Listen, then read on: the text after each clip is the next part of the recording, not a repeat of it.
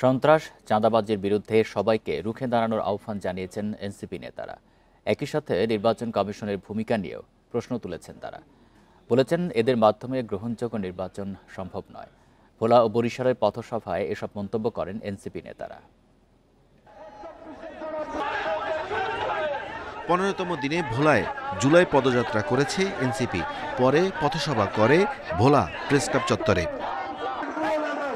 সভায় এনসিপি নেতা সামান্তা শারমিন বলেন, মৌলিক সংস্কারের লক্ষ্যে অন্তর্বর্তী সরকারের কর্মকাণ্ড সন্তোষজনক নয়। তিনি মন্তব্য করেন, নতুন রাষ্ট্র গঠনে সহায়তা না করে একটি দল চাঁদাবাজিতে উঠে পড়ে লেগেছে, তাদের প্রতিহত করার হুঁশিয়ারি দেন সামান্তা। এই অন্তর্বর্তীকালীন সরকার মৌলিক সংস্কারের জন্য যেই কাজগুলো করার দরকার ছিল সেই কাজগুলো ঠিক মতো করতেছে না। ভোলাবাসীর প্রতি আমাদের অনুরোধ, আপনারা কখনো এলাকায় চাঁদাবাজ, সন্ত্রাস, দখলদারিত্ব কখনো পাত্তা দিবেন না। সকলে মিলে প্রতিরোধ গড়ে তুলবেন এবং এদেরকে ঝেঁটিয়ে বিদায় করবেন। ভোলা থেকে পদযাত্রাটি যায় বরিশাল। সেখানে পথসভায় নির্বাচন কমিশনের সমালোচনা করেন হাসনাত আব্দুল্লাহ। বলেন, এই কমিশন কোনোদিন গ্রহণযোগ্য নির্বাচন করতে পারবে না। নির্বাচন কমিশনের পুনর্গঠন প্রয়োজন।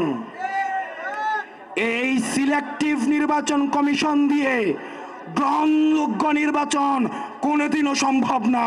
এই নির্বাচন কমিশনকে বলতে চাই, আপনারা যদি আমাদের রেজিস্ট্রেশন এবং শাপলা প্রতীক নিয়ে গড়িমসি করেন, আমরা রাজনৈতিকভাবে সেটির মোকাবেলা করব। বুধবার গোপালগঞ্জে পদযাত্রা করবে এনসিপি। 64 জেলায় ছড়িয়ে দিতে আরাফাতুর রহমান, ইন্ডিপেন্ডেন্ট নিউজ। জনগণের